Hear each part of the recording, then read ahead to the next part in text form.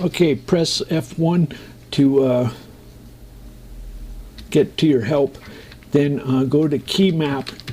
Control Alt are system keys. Those are system-wide, not intercepted by the editor. Alt keys are user-defined. Alt M and Alt M is max. Alt V is a tile vertically. Some of those are handy. You can do your own keyboard plugins for those. The control keys are mostly editor IDE. We're going to look at just a plain old F2 or F4. F4 is this is the keyboard handler. It calls pop-up pick file, pop-up pictor. Those are file choosers. Control D is the file manager, and it turns out that if you let's do edit, Alt M for Max, and we're going to hit F4. Okay, you got that F4? That does the file manager, which is the chooser, and then we hit escape to exit when we're on top, and there it is. There's the file name, so you don't have to type file names if you do that. You can do file directories with Shift F4. Anyway, so it turns out that you change the first letter of the command a lot of times. The drive number, you change it to colon for the boot drive. Anyway, now if you want to search for a string in a file, then you can say find FF. This is find string, and this gets crazy, but these have a colon, and then there's a colon, and let's search for how about alt, or yeah, search for alt. Alt is the string. Okay, now we're on top of alt. It found alt. Now if we say F:2, it found the second occurrence of alt. Okay, so what we just hit upon was the link types. The editor actually takes a link. You can enter a file or a link, a file name, an anchor in a file, a string, a second occurrence of a string, a file line number, or you can do plain files. The TempleOS uses $ commands. $ are special for documents, and if you want to use plain non-Sparrow, you can do that. You can search for a book in the Bible. You can search for a definition of a word in the dictionary. There's a help index. There's a you can enter an address and it'll jump to source code, or you can enter a symbol for a man table entry. Anyway, so if you don't have a you can enter a file name, or you can enter a link. So this is just a file name, and anyway, now it remembers the position of the cursor. It puts a ASCII 5 for the position of the cursor. Watch this. So let's put the cursor down here. I'll hit escape for exit and save. Now if I do this again, it comes up in where I left off. Anyway, the FF, this is find file. Let's say star dot txt star semicolon star dot dat star. Okay, this is kind of crazy, but it's almost like there's the directory and then a list of file types. The directory you put first, and that's the base directory, and then you put the file types. That didn't work.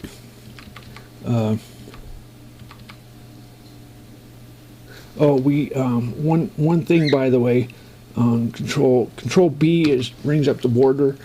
if you ever enter a quote, notice the quote down here. We have an open quote, so we just got rid of that.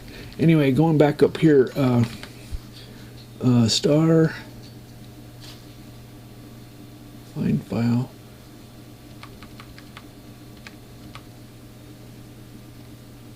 invalid file name.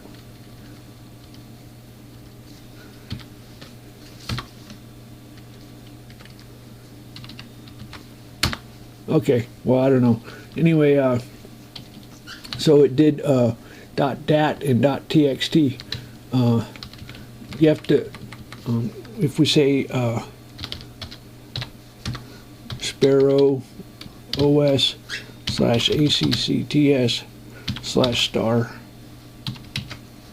Okay, anyway, so now the FF takes a file mask, which is one of those directory and then file type things, and then it also takes a FU flag. The FU flags are FUF. These are recursive, hold labels, question, just source, just directories. Just anyway, these are FUF flags. A lot of commands take the FUF flags. We can do find, which is grep FUF, and then -I is don't ignore case. So these are all the FUF flags. This is a grep. F is is grep. It's my own personal version. It's customized. It's a wrapper function around grep. Anyway, so if you want, there's some handy, let's see, now if you just do directory like this, you get a ton, because it's all, anything with, now if you say F, directory -I plus L, that's whole labels, that's whole words. Now it's only ones with actual dir. You can do F, front label or back label.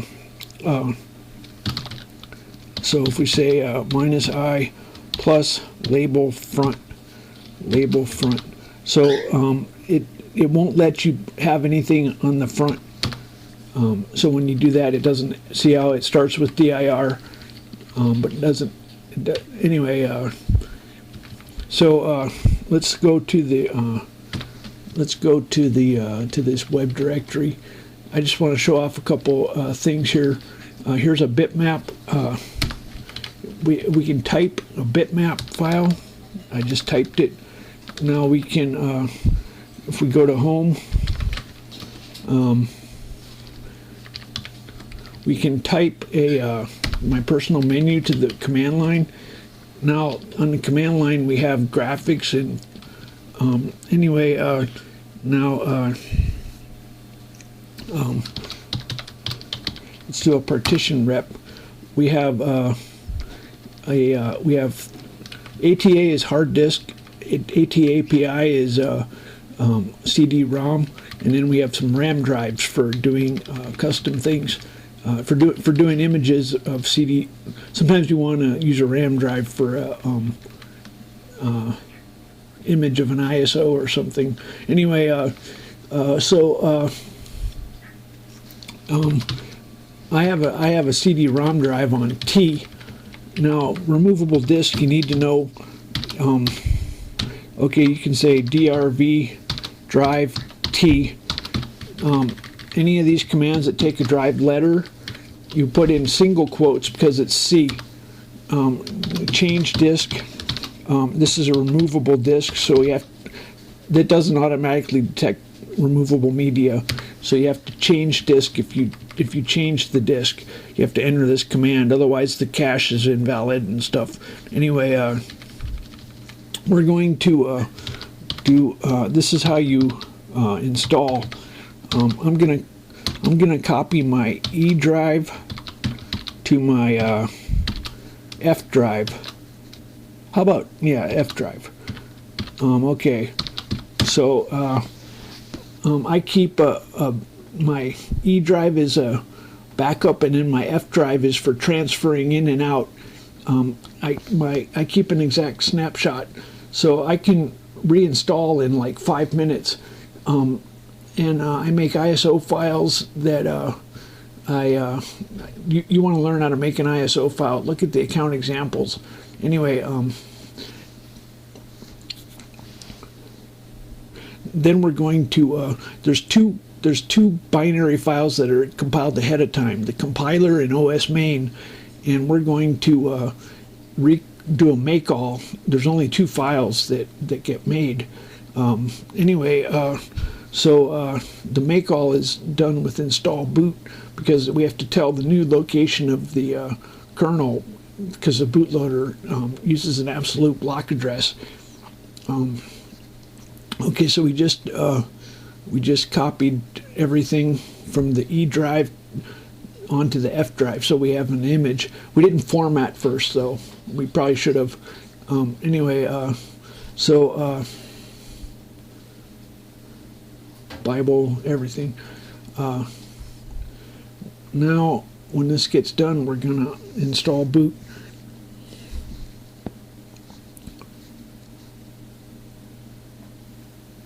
There's an uncompressed utility called TSZ that'll run in Windows.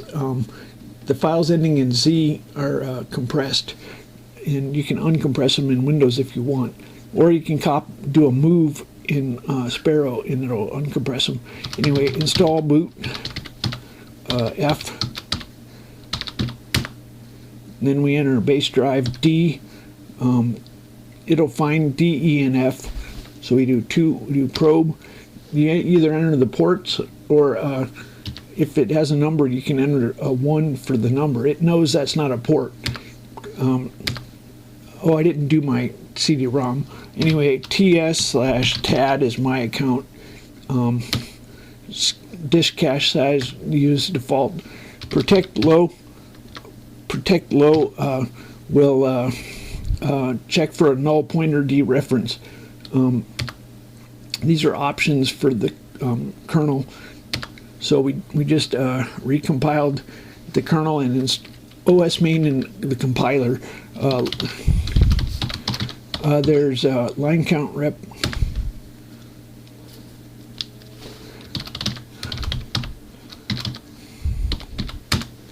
Okay, so just as a tour, there's the compiler is 21,000 lines, and OS main, which is the kernel, is 25,000 lines. So there's about 50,000 lines that are compiled ahead of time. There's a binary file for the compiler and a binary file for the OS main, and everything in Atom gets compiled during boot, and then the accounts code gets compiled during boot. Then you have applications that are compiled just in time when you run them, or miscellaneous and demos. I want to make a comment about home fixes the drive as well. Anyway, I want to talk about there's different link types in Sparrow. You can enter there's file, anchor, find a string in a file, a line number in a file. That's pretty common.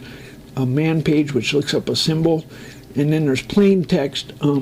Sparrow documents have $ commands, and you might want to edit a plain without the $ command special. Anyway, it'll look in the Bible, it'll look for a definition of a dictionary word. There's a help index or an address. Anyway, if we say ed,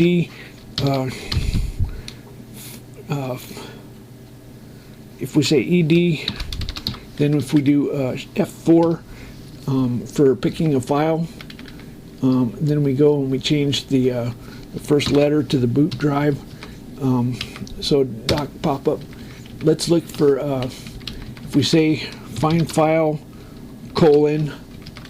that'll find a string in the file, doc. There we found the first occurrence of doc. Let's do the third occurrence of doc. There's a third occurrence of doc. Let's do file line. Let's do line number 200. Now we're on line 200.